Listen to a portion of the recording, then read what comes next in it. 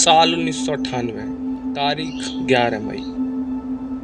राजस्थान की तपती गर्मी में पोखरण का रेगिस्तान एक गहरा राज सीने में दबाए बैठा था। दुनिया की सबसे बड़ी जासूसी एजेंसी CIA के सैटेलाइट्स आसमान से भारत की हर हलचल पर नजर रखे हुए थे। लेकिन उन्हीं धूल भरी आंधियों के बीच सेना की वर्दी में एक शख्स घूम रहा था, जिसे दुनिया मिसाइल मैन के नाम से जानने वाली थी।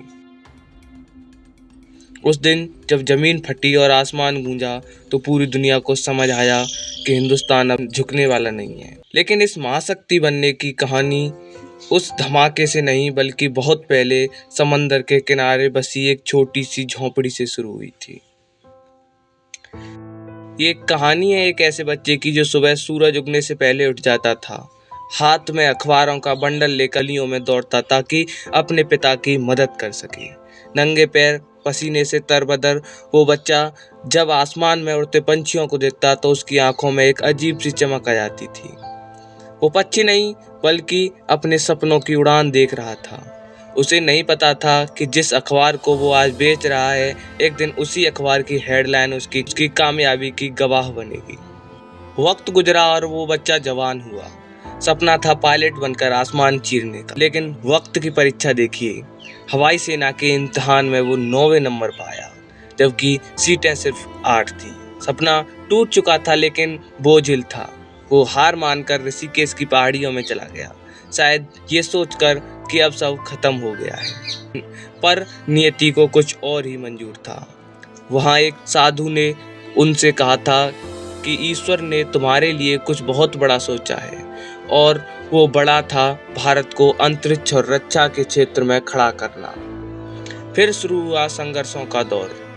SIRO में काम करते हुए जब पहला रॉकेट बंगाल की खाड़ी में गिरा तो पूरी दुनिया भारत का मजाक उड़ा रही थी, लेकिन कलाम वो इंसान थे जो हार से डरते नहीं बल्कि उनसे सीखते थे। उन्होंने अपनी पूरी जिंदगी प्रयोगशालाओं में गुजार दी, न शादी की न दौलत कमाई। उनके पास था तो बस एक जुनून, तिरंगे को दुनिया में सबसे ऊंचा देखना।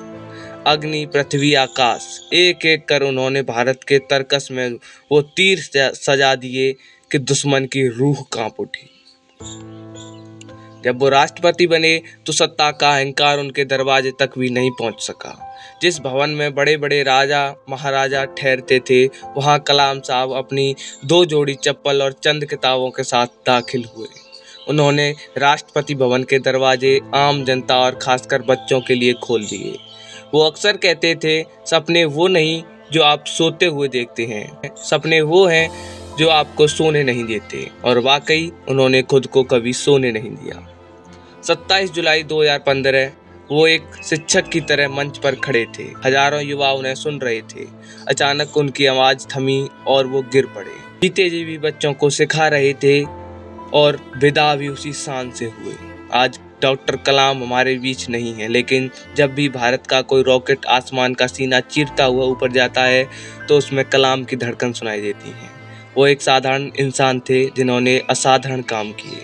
वो भारत के रत्न थे, वो हमारे कलाम थे। सलाम है उस मिसाइल मैन को जिसने हमें अब सपना देखना और उसे सच करना सिखाया।